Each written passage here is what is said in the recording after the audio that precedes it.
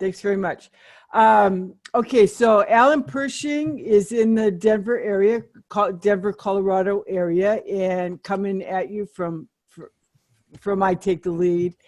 Gene Hamilton is the one who runs the Seattle area. He's on the road, so he's not on the webinar today, but we look forward to getting to meet a bunch of you.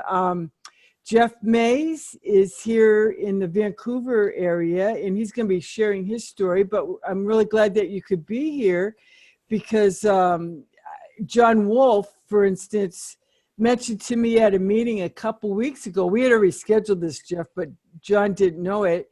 And he said, you know, I've been working for someone else for years, and I'm having a hard time knowing how to become an entrepreneur. I'm kind of struggling.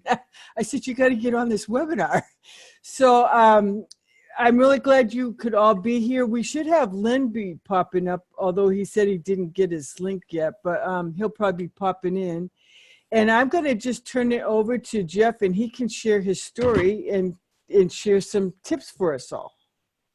Awesome. Well, thank you so much, Becky. Are you able to hear me good now, I hope? Yep, very good. Awesome. Okay, just wanted to double check. Sometimes, you know, I have audio problems. If you know me, that's one of my issues. But I just wanted to thank you for inviting me on here today and welcome everybody. You know, what I wanted to talk about for a few minutes today, it's probably more info than we'll get through, but we'll try. Is a little bit about my story, but also some ideas if you are that person that's looking to change your career, or if you're being forced to change your career. How do you do it? And what's the easiest or maybe the best way to do it? I went through this story about, oh gosh, it's been a few years, not that long it seems like, but it was just like yesterday. It was 2010. And I woke up one morning and my boss said, you no longer have a job. Oh, wow. I didn't know that. Yeah. They actually couldn't tell me that. They kept giving me reasons not to come into the office. So anyway, whole nother story. But I was supposed to go to Hawaii that day. And I got to the airport and there wasn't an airplane ticket. And I said, oh, there's an issue here. So that's kind of the way I found out. But I think there's two ways that people become unemployed, or more importantly, unemployable. And I just kind of wanted to run through those real quick, and then we'll talk about how to solve that problem. Sure. The unemployable part is, I think one day we wake up, we are unemployable, and we'll talk about some signs of that. But it usually comes one of two ways. It's either by choice or it's by chance, right? In my case, it was chance. It was 2000. It was October 23rd, 2010. I remember the day very well. Oh, wow. And it was one of those days that I'll probably not forget, right? Because that's what happens. So today, that big headline in Inc. magazine last month was, if you are unemployable, then maybe you're an entrepreneur. And I went on to read some of those other things there, and I wanted to share them because I thought it was kind of cool to see it in print. You're unemployable. You may think that you're smarter than your boss, even though you don't have an MBA. You know, how many of us have worked for people that were really educated, really well thought of, had an MBA or a PhD or whatever it is, and we found out they really didn't know much about business or what we were doing. I was there many times, actually. You get distracted easily. Another sign. You know, if you're not really involved with what you're doing and you can't really stay involved with it, it's easy to be distracted and it's hard to get things done. So that's a good sign. The third thing was you think visually. They say visual thinkers are more likely to be people that might have ADHD or ADD. And gosh, I would never know that. Just let me flip the screen. No, when those of us that do think visually, I think it's really important that we know that, because, you know, if we're going through a test, we're doing something. I was going through a test the other day, some insurance stuff. It's all read and regurgitate. I have a really hard time with that. They were throwing some pictures or videos or something in there. It'd be nice to do that, right? I could probably do better. Right. But think visually, and the world is teaching you differently. That's a good thing to remember. And then you have a hard time listening to others. What entrepreneur doesn't want to just listen to himself rather than to somebody else, right? Oh, and take somebody else's advice or suggestions? And then, of course, I think the one that any of us who have ever gone into the world of entrepreneurship, we find out if we don't know ahead of time, we find out we like to start lots of projects, and yeah, some of them don't get finished, maybe the majority.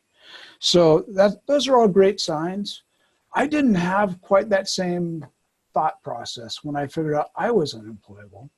I figured out the 5 reasons I was unemployable was I'd sent out over 100 resumes.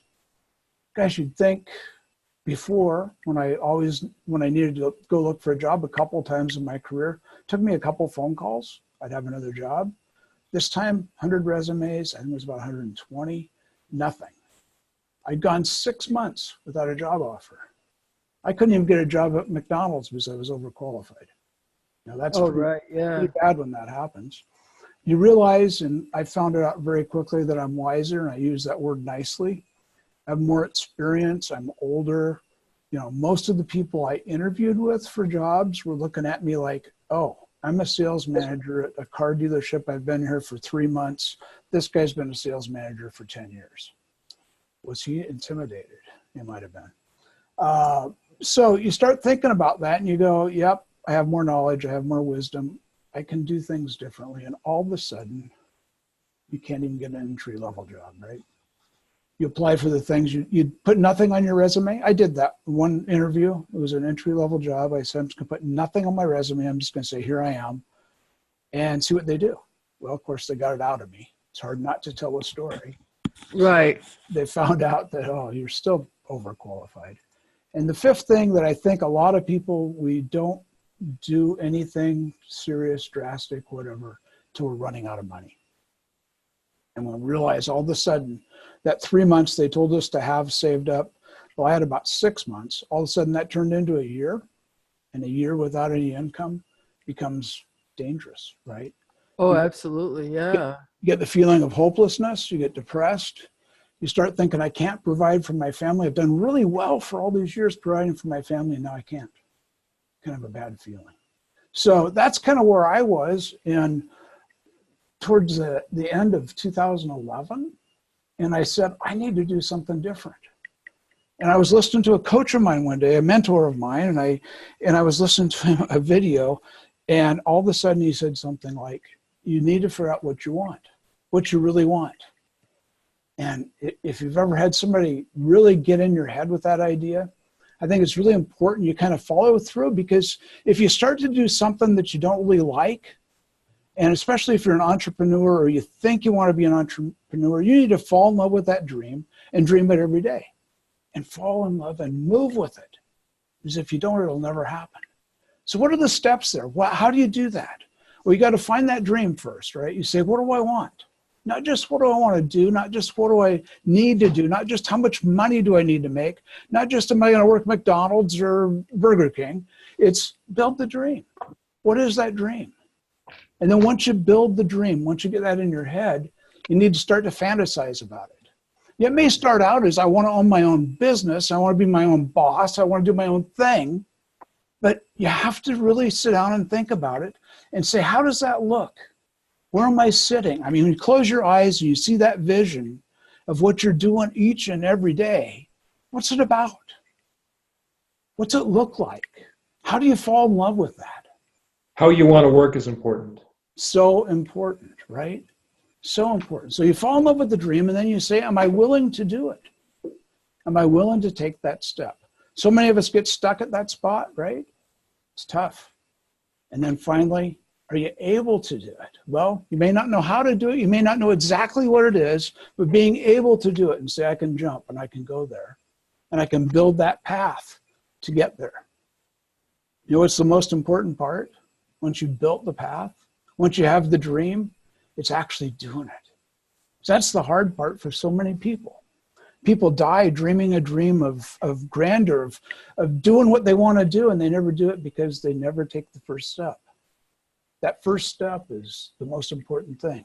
You got to believe, even if you can't see the second step, that first step, you got to take it and realize that the next step will appear when it needs to, right?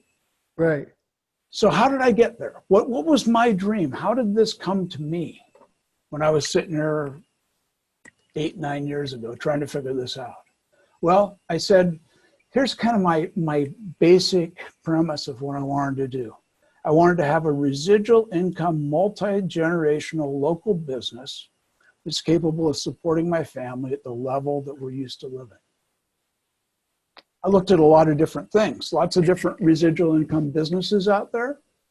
You know, I personally probably wouldn't fit too well in the Mary Kay model, but I know they have a great model, right? I'm not that guy, but some people, that's good for them. I looked around, I looked at a number of things, and I said, you know, the thing that I know I did just a little bit 15, 20 years before, and that was going to the insurance business.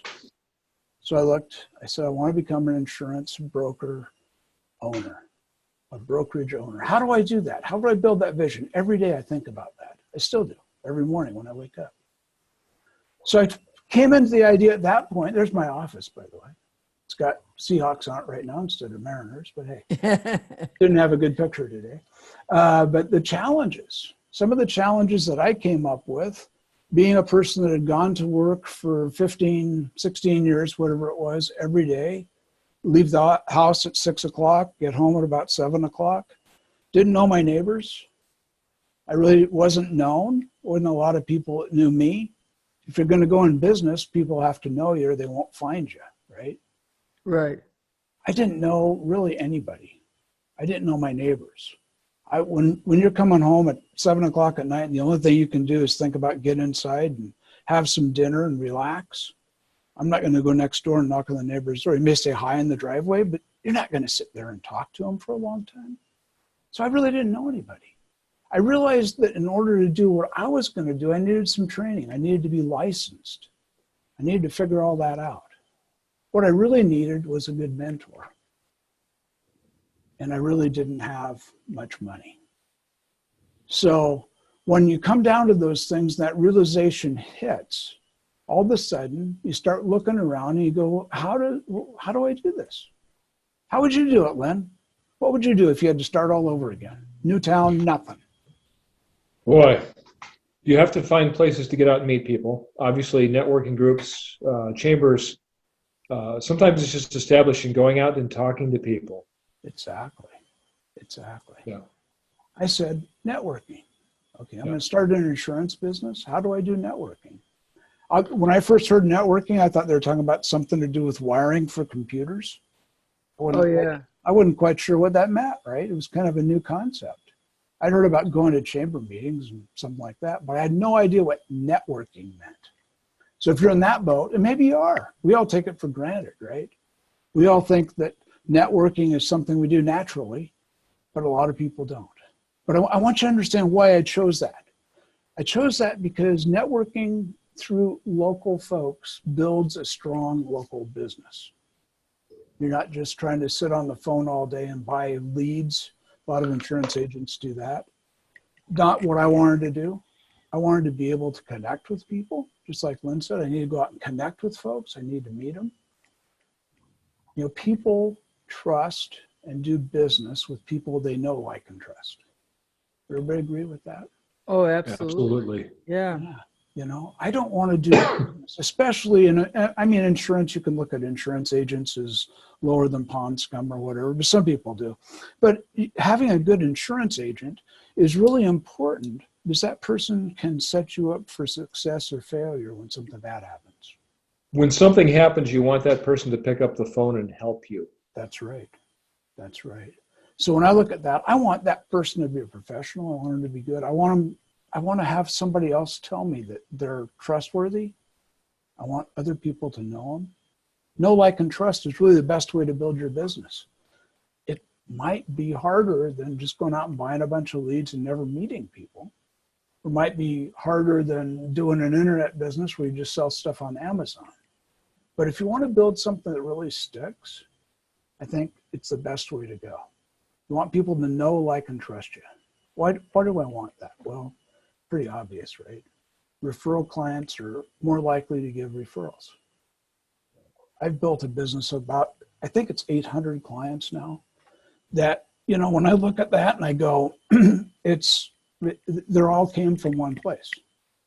They all came from networking. And they all came from referrals of referrals of referrals, and sometimes fourth or fifth generation now. Just somebody will give my name to somebody. And that's really cool. You know the coolest thing about networking? It doesn't cost a whole lot. Now, if you're in an area like we are, we have lots of groups, there's lots of great opportunities. Other places, there's just as many opportunities. They may not be as organized, right? Right. Last time when I did a webinar here, I had somebody from, I think it was New Jersey. She called me and she said, well, what do I do here? There's no groups like that here. Well, in a matter of a few minutes, we got on the internet and found groups. You can find a group that gets together for coffee, lunch, dinner, and start it that way. I mean, what's the worst case scenario? You join a book club, right? That's not where we want to go maybe, but at least we get to meet people, we get to know them, get to do something. If you have an organized networking group, it's pretty cool.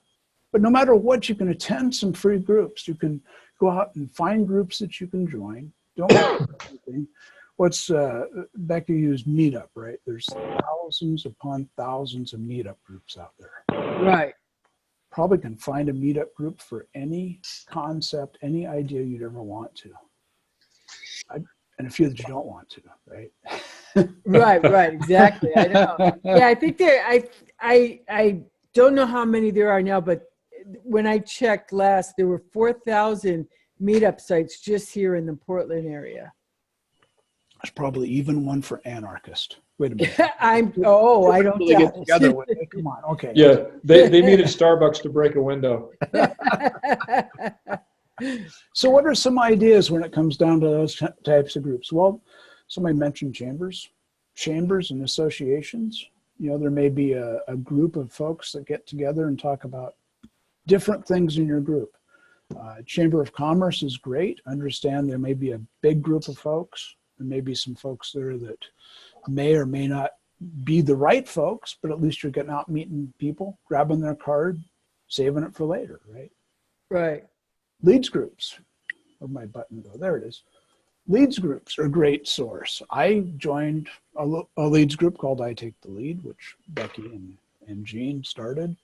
That was, I think, about 9 years ago. Pretty amazing. That group, it's kind of refreshed itself, but the same group still meets Thursday at noon. I think I'm the only person that's been there 9 years. Maybe. I don't know, Becky's there. But anyway, when you think about that, what does that mean? Well, you know, when people come in and you get to meet them, they're coming for a reason. They want to meet and grow their business. Great opportunity. If you have a leads group in your area, look them up. Lots of different ideas out there. Social events. You can always find something out there, maybe a social event with a group. I go to one every once in a while. It's the Southwest Washington Human Resources Managers. Oh, right. You invited your friend from there. Yeah. Yeah, Sherma. You know, a great group. Wouldn't think that was much, but I found them on a mixer, actually, I believe on Meetup. They were having a mixer and they just asking people to come and meet and say hi, and it was great. Had a couple of drinks, met some folks, actually wrote a couple policies personally out of that. I always like doing that, you know, when you meet somebody and they say, oh, I need help. I'm there. You may not do business right there, but you're going to meet folks, right? Right. Grab their business card, write down on the back of it where you met them.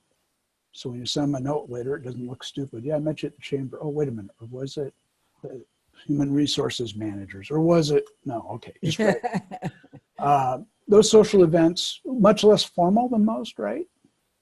But it's a great way to meet folks. I always like going out to those once in a while. Civic and social clubs. As Becky knows, I'm a Rotarian. I go out and do public service with my Rotary Club. I think Rotary, all those civic type clubs, Kiwanis, Lions, Moose, Deer, whoever else meets, those are great opportunities to meet some folks, do work elbow to elbow with them, help them out, help them do whatever they're doing, and you get to know them. Plus, it makes you feel good inside to do that, right? Oh, absolutely, yeah. Yeah. Toastmasters. Toastmasters, great idea, Lynn. I need that. I need to learn how to talk someday. We'll They can help you talk gooder. Gooder. The last group of things that I have, I think, are things that are always out there: mixers, talks, special events. I know here, like in Vancouver, every couple of weeks I get an invite to the local college. They have a tech talk or a talk about business. Great place to go meet people. Plus you learn something, right? Free, or $10 or $12. It's not real expensive. Mixers, there's people, locally, we've got a coach that puts on meetings once a month, a series of things. She teaches you how to network. Look for those things. They're out there on Meetup. They're out there on Yahoo Groups. They're all over the place when you start looking. It's an opportunity to go out and meet folks and figure out what they're doing. Sometimes, Make sure you look for Yahoo Groups, not groups of Yahoos. It's a difference. Len, I know you belong to which one, but yeah. Yeah, guess which. Don't get confused with you. So what do? You've been out attending all these events. Usually what happens, you end up with a big stack of business cards, right? By the way, make business cards before you go. Oh, yeah. Even if you go to the Office Depot and buy the little punch out cards, go buy them. Make sure people have a way to get in touch with you. Put a name and a phone number, an email address on it. You don't need more than that. If you put just that much on, they're bound to call you because they won't know what you do, right? Or on the back side, put, I need work. Oh, okay. But yeah, just put the basics on there so folks can get a hold of you. That works out really well. But take cards and get cards. It's one-to-one. Then when you go to those kind of things, don't stand in the corner with one person all night. Move around, get to know more folks. Spend no more, I always say 5 minutes, 5-minute rule. Look at my watch. Okay, we're gonna talk for 5 minutes. Now I know who you are. I'm gonna move on to the next person, right? You gotta keep moving. You wanna meet 4, 5, 6 people in an hour. That's a great way to do it. After you get done with that, you're gonna take out your business cards. You're gonna shuffle them. That's what I do with them, shuffle them. I deal out a stack of 5 and I say, okay, I'm gonna go and meet some folks. And I'm going to call them before there's that goal. I'm going to call them and say, could you use more business? Why would I say that rather than would you like to meet for coffee?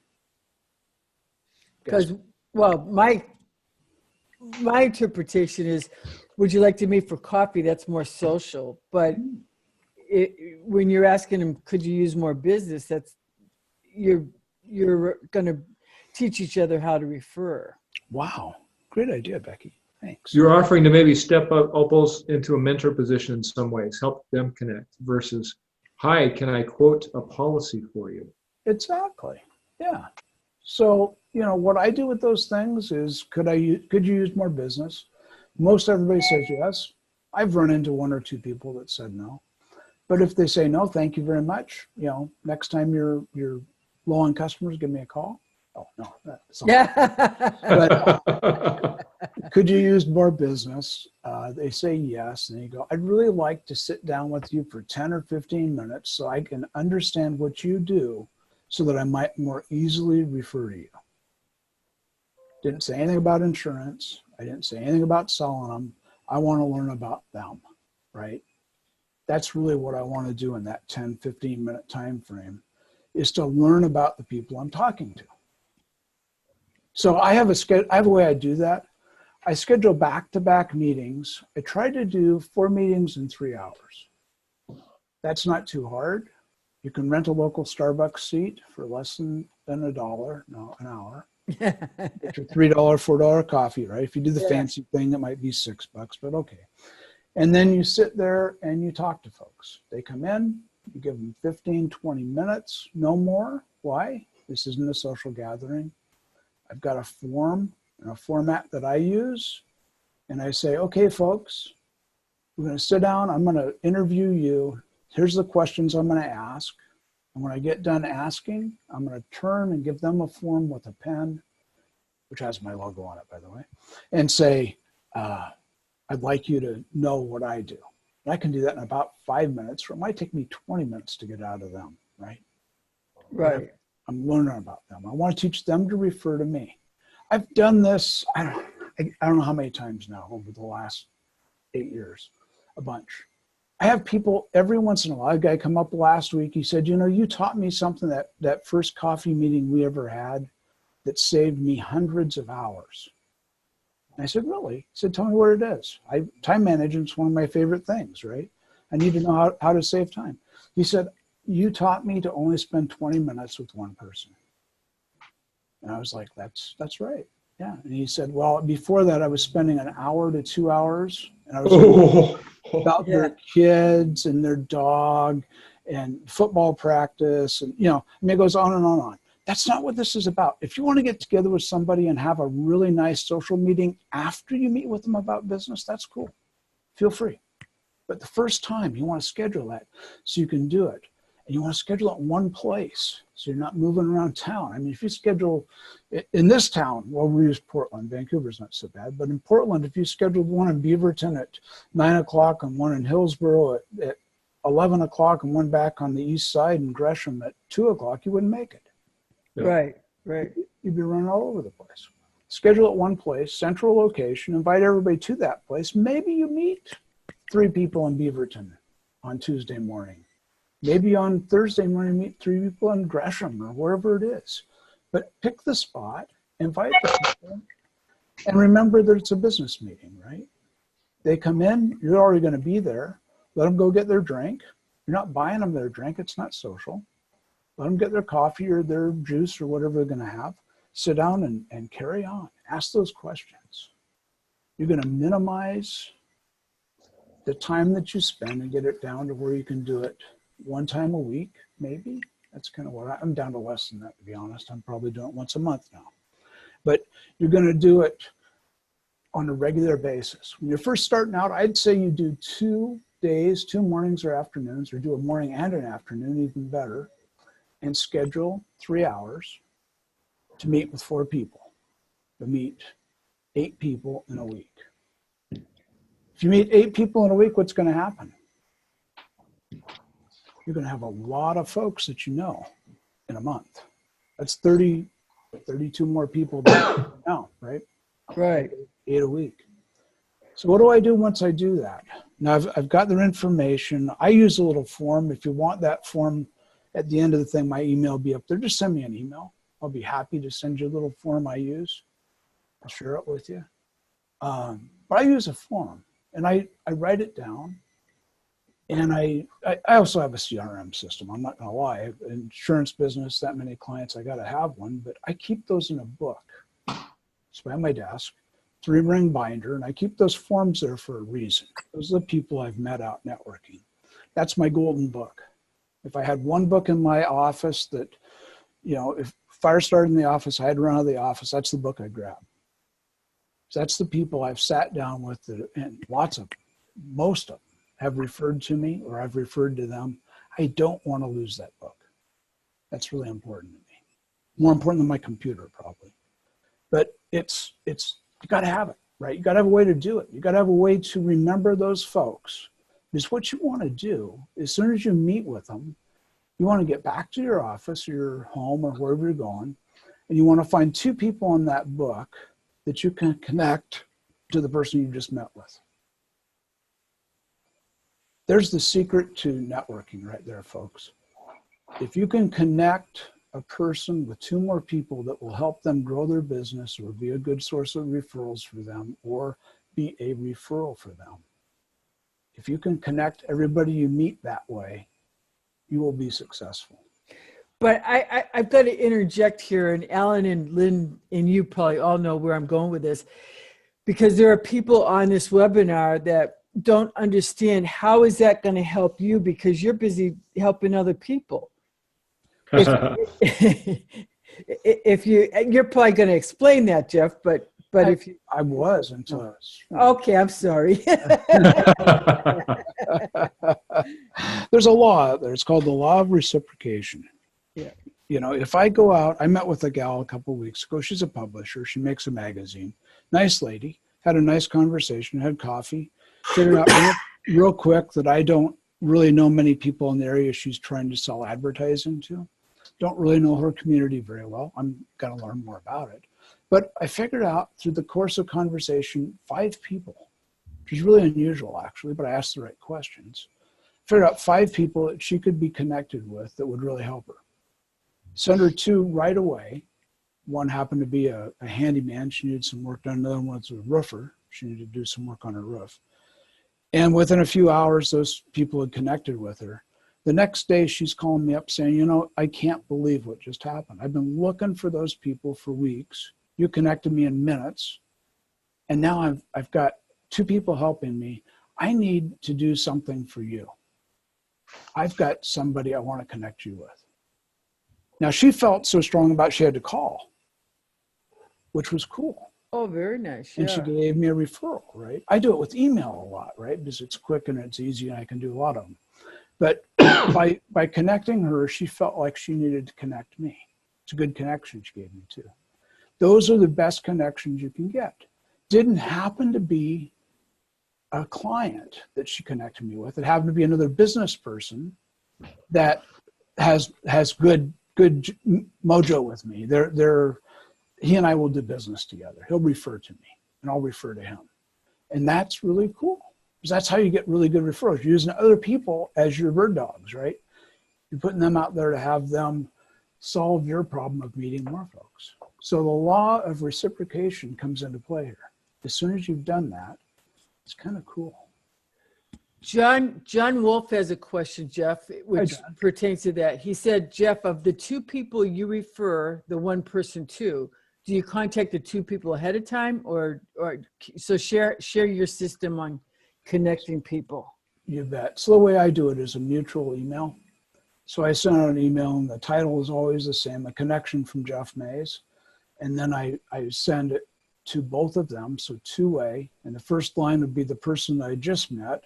Hi, John, this is Jeff. Remember we talked about such and such. I wanted to remind you about Lynn. He's a great merchant processing guy. I know you need help with your business processing. Here's Lynn's information. And then I go, hi, Lynn. This is John. I just met and had coffee with him. He seems like somebody that could really help you with your business, right? And then at the end, I'll say something to the effect of, you know, you guys connect. You don't need to keep me in the loop. Connect, get to know each other. If there's any problem connecting, let me know. But otherwise, just connect and do business. Or Great way to do it. Yeah. It tracks, right? It tracks so that everybody knows everybody in the loop now. Right. Lynn doesn't have such a big problem calling John up and saying, hey, John, Jeff connected us. And I don't exactly know why you connected us, but hey, I'd love to meet you, right? We do that. Yeah, the email is actually easier than a phone call because sometimes that person, if you tell them you're going to have somebody call, they forget about it. And then you call and it's a little awkward. It's right there in print on an email. It's easier. Oh, yeah, that's right. He was going to introduce me or she was going to introduce me. Exactly. And it's a nice thing to go back to. It might take a few days for somebody to get back. You can go back to the, fumbling through your emails going, oh, that's John. That's the guy that Jeff told me to talk to. Right. Gives you a chance to, well, not us old guys don't have that problem, right? We don't have that. No. So all of a sudden that starts to work and it continues to work. My little form that I use is pretty simple. It's got a little place up in the corner where I keep track of leads given and referred back. And that way I know, okay, Lynn introduced me to John or Becky introduced me to Lynn or, whatever it was. I know who introduced me. So at some point I can bring that up in the conversation. Now, going back to that other group of cards that you just haven't got to yet. You didn't look in my office either, did you, Becky? I hope not. I didn't see the cards, no. My office is kind of a mess right now. But I have got a large stack of cards sitting in front of my desk right now. What do I do with those? It kind of looks like, well, it's not quite that clean right now. It kind of looks like that. That's my secret weapon, right? When things get slow or I don't have something to do, or I'm just feeling, I get claustrophobic in my office because I've got a nice window, but I don't like being here all the time. I like to go out and talk to people and have coffee and enjoy that. It's something I enjoy doing. So I keep that stack of cards there. And like I said, I usually shuffle them just for fun. I'll shuffle through them and I'll deal out 4 or 5 or 3 or whatever I think I have time for. And I'll pick up the phone, I'll call those folks. Be the same conversation, right? Hi, it's Jeff Mays. We met at the chamber meeting last Wednesday morning. Really enjoyed talking to you for a couple minutes. Are you looking for more business? Heck no. Okay, goodbye. No. Yeah. Of course I'm looking for more business. I said, would you have time to sit down so I can learn more about your business? That'll take 10, 15 minutes. It won't take too long. Well, sure.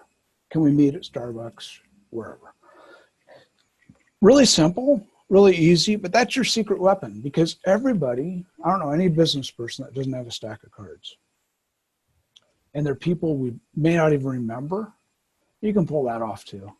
You can say, hey, you know, I've got your card here. I really don't remember where we met, but your card's cool and it sounds like you do something really neat.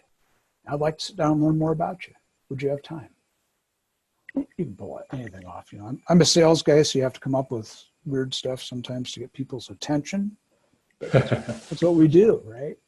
So those are the 4 or 5 concepts that I think are really important. I think hopefully maybe something caught your attention and you have a question or a comment.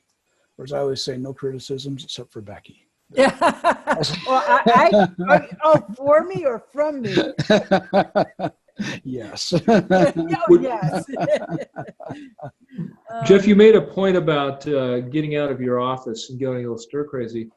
Networking and going to meetings and meeting people and talking can be energizing. You learn a lot. And these one-on-one meetings, what a great way to break up your week. Go out and meet somebody and talk to them. It just energizes you. It's awesome. So it can keep you moving forward versus sitting around saying, what do I do next? You know, anytime you get that point, you got to go out and see somebody. As everybody locally knows, I network 5 times a week. And I met a politician once. He was a state senator, state representative, famous guy in town. I said, how do you become famous? Everybody knows you. Because nobody knew me, right? And he said, you network 5 times a week. If you network 5 times a week, you can run for governor. I'm not running for governor. But yes. So we have another question, Jeff. Yeah. And Alan, be careful what you say. I unmuted you, so I'll let you guys answer it. This is from KK, and I remember. I think it's a he who had. I think he's in the Seattle area. He said, "I did all these, and still I'm not getting traction or leads from my business. What else can I do? I did networking, referred people to others, connected with people on LinkedIn, wrote messages to them, and still no cigar." Have you joined a local group? KK, can you, if you can unmute yourself? Oh, yes, you do belong to a local leads group? Okay. And you go every week? And you go every week, because that's important. One of the things I would do is try to dial it in and find who your best power partners are, who is calling on the same people, and then get to know them. For instance, for me, I can find a telecom person who's calling on people, and by going in together with them, the 2 of us can save more money and improve things.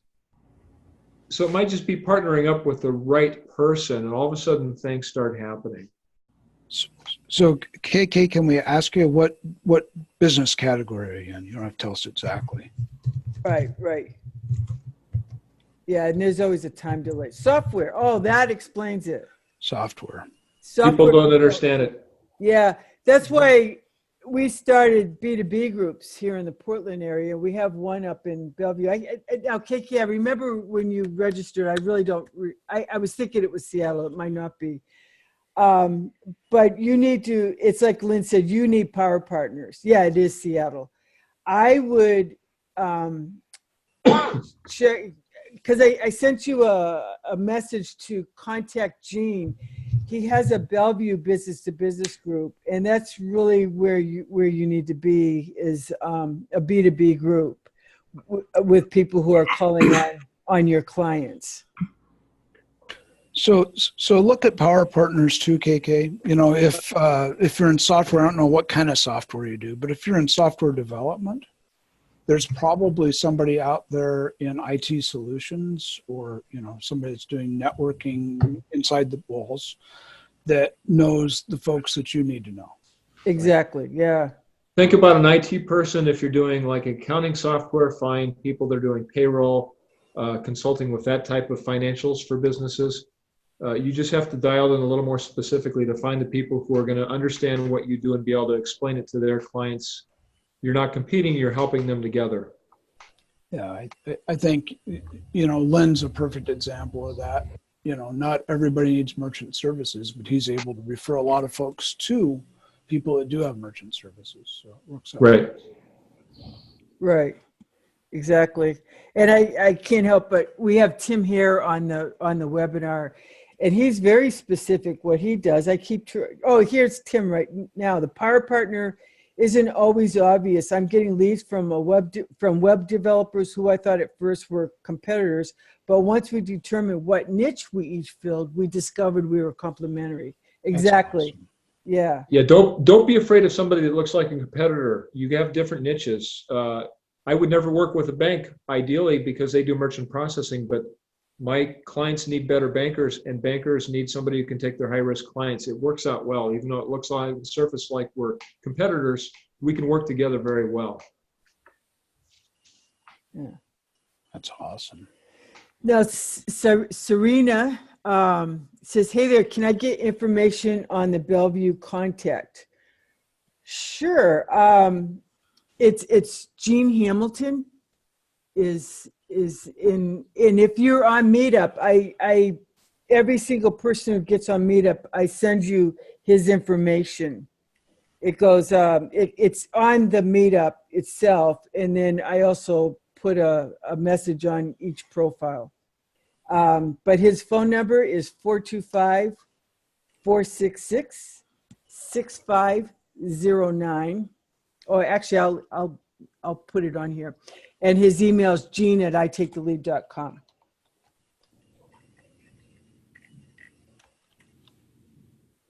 And that's for anybody in the Seattle area who's interested in checking out a group. But then there's people here from the Colorado area, and that's Alan@itakethelead.com. So good. Well, did anybody else have any questions? Can I throw one real quick thing in there Sure. regarding the being able to connect? There's questions regarding power partners and whatnot.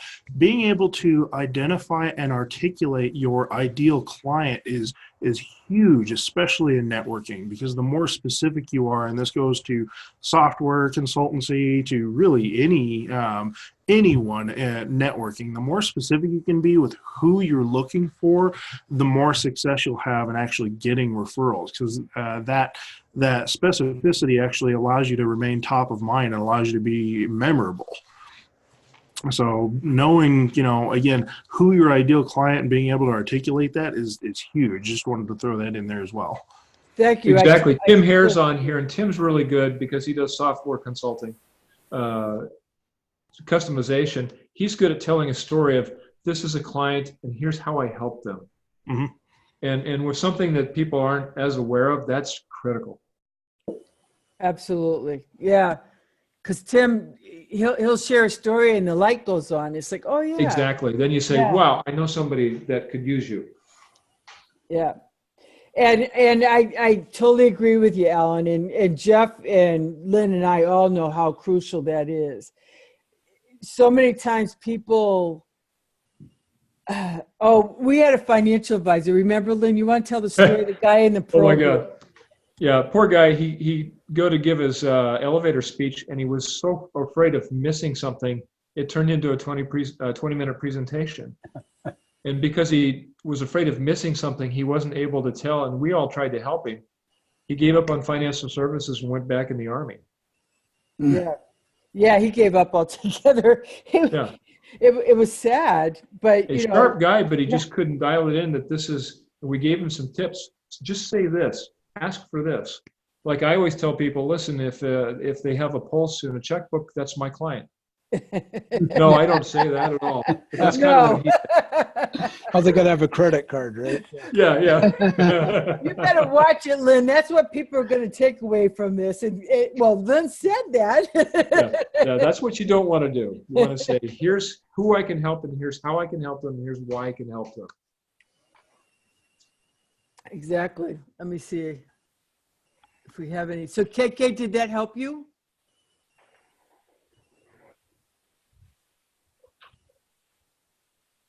Yes. Okay. Good. Good. Good. Are there any? Does anybody else have any? Oh, Tim said. Oh, Tim says I could, because Jeff can't read this because when you're sharing, you can't read the chat. I confess that my one-on-ones go an hour, but I do that selfishly. I've used it to help me get clarity and narrow down what I really do and what I should really do. Yeah, I've heard Jeff was telling us that actually it was someone I think that worked for him or something went on a 2 or 3 hour one-on-one. It's like, I can't imagine. Well, I've had people do that on sales calls. Becky and I know somebody, an old friend of mine who's no longer with us, used to say, had a great first appointment. I was there for 2 hours. Yeah. And I said, that's not a great first appointment. You'll never get back in the door. They probably thought, are we ever going to get rid of this guy? You wasted their time. Yeah. Well, and you know, one of the things that happens in those long appointments is somebody starts to sell.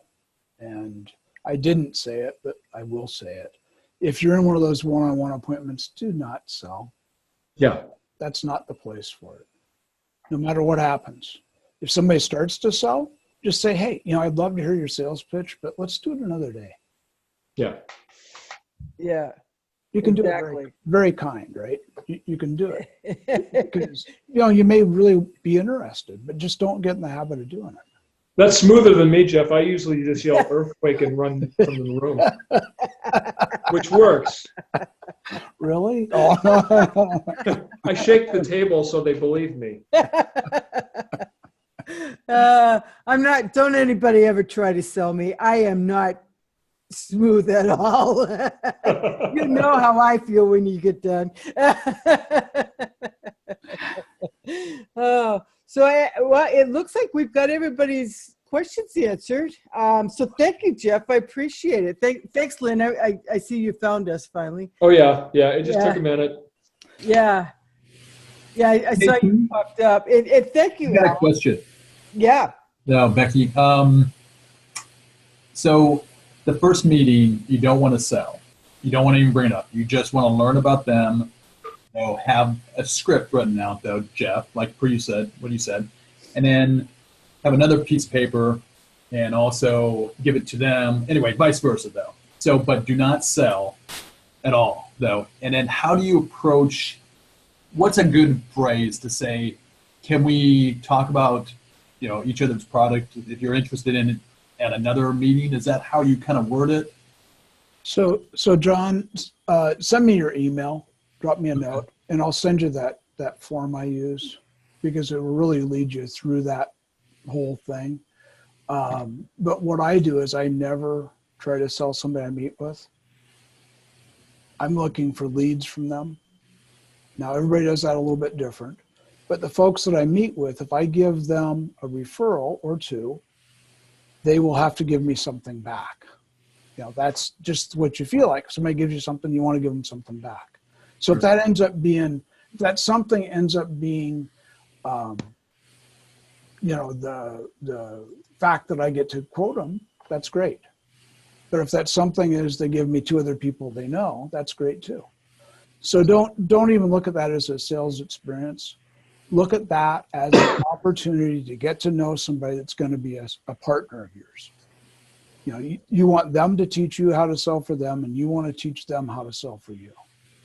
Based on able to talk briefly about what they do. Right. To somebody else. Right. And you're going to get that through, if you follow the questions. I just use the questions on the list. At the end, I've added a couple questions that I didn't used to have, but one is, what are you working on right now? That's probably the best question I ever added to that list. Oh, I agree. Yeah. People will say, hey, I'm working on getting my roof fixed, or I need a plumber, or I need, boom, I've got a referral. Makes it easy. So that's what you want to do. And they may say, at the end, I need an insurance quote. My insurance is coming up next week. Happens. But that's not what I'm trying to get. Okay. Good to Yeah, know. if they have a need, they'll sell you. If they like the way you're networking and you build trust, you never have to sell. They'll come to you. With a question, though. Or, Yeah, when they're ready to buy something, if you have what they want, because of the way you're networking, they'll ask you. You don't ever have to sell to them. They'll say, "Oh, by the way, I'd like you to take a look at what I'm doing." So they'll take the initiative. Okay. And I'll mention, John, because Lynn's been a member about 15 years now. He's been the only merchant service provider in our groups. We've had others; they don't usually last.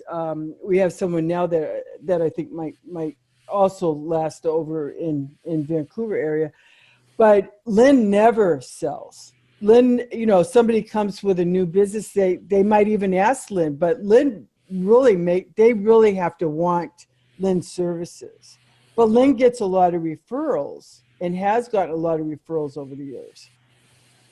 And same with Jeff. I tease Jeff and I tell everybody, if you join Jeff's group, you got to become one of his clients. But that's not true. Jeff never sells.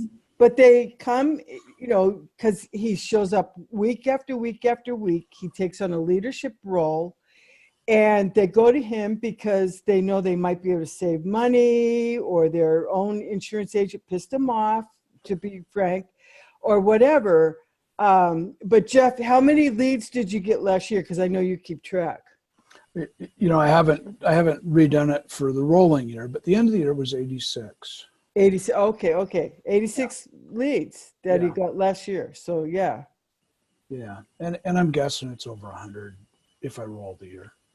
We started doing a better job tracking. Yeah. Yeah. Did that answer your question, John? It does. Okay, good. Yeah.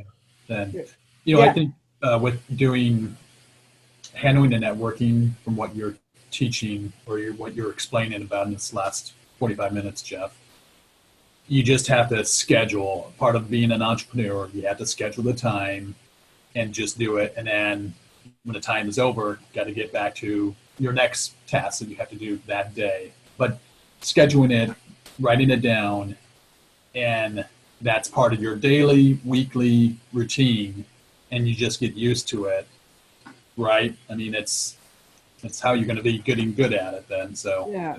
That's exactly right. I do something called, I call it time blocking. I make a little spreadsheet in Excel, and I just block out my day. And I'm going to say, I'm going to spend this 3 hours doing this. I'm going to spend this 2 hours doing this. Obviously, in my business, I get a lot of phone calls and things change. But when I get done, I know where I need to go. The map's there in front of me. I get done helping somebody with a claim. I don't go back and play video poker or whatever. I go back and do what's on my list because I don't play poker. But anyway, you get to Well, it's funny you mention all that because that's Alan is going to be speaking. What's the date? I was just actually pulling that up, trying quickly to pull that up. I have it out on one of the main meetup. Alan's going to be talking about time management. March 27th at 4 p.m. 4 p.m. Yeah, 3 p.m. our time. Yeah. Yeah. So yeah, and it will be coming out in the announcements as well, John. And because Alan he was a mortgage lender. Mm-hmm. He's the director for I Take the Lead in Colorado, and he does something else. I don't know what else, but he's got a family, so he's a busy guy. And you were talking about your time blocking and everything. I don't know if this is coming up in the camera, but I use my tablet. It's just a PDF that I can write on, and it's scribbled all over. I mean, I block out chunks of time and everything. I mean, it looks pretty crazy by the end of the day. Yeah. Do you do that in a calendar, Google Calendar, or what? Little bit of both. I use Google Calendar to, schedule appointments and anything, more than a week out. And then this is a PDF markup app that I have on my Android tablet, and that allows me to actually write on it like a piece of paper. And I use that to keep my daily planner on. I use it to keep my meeting agendas on for running the meetings here in Colorado. And rather than carrying around a whole bunch of pieces of paper, this works pretty well for me. But I'll actually be including the template in the webinar on the 27th. Nice. Cool. Yeah. Very good. Well, good. Jeff, any last minute advice or anything you want to share? Well, I guess going back to that original thought, if you're unemployable, just build that dream, find what you want to do, make a plan, and then do it. Just taking action is the hardest thing of all the things that you can do out there. Take action, do it. If you need help, drop me a note. I'm always happy to help. And thank you. Thank everybody for being on here today. I really appreciate the time to come on here. Yeah, well, thanks, Jeff. I appreciate you taking your time to come and help us all. Appreciate it. Well, thanks, Lynn. Thanks, Alan. I'm going to end the meeting for those who need to get back to what they were doing. And thanks again, Jeff. Thanks all. Bye-bye. Thanks, Jeff. Bye.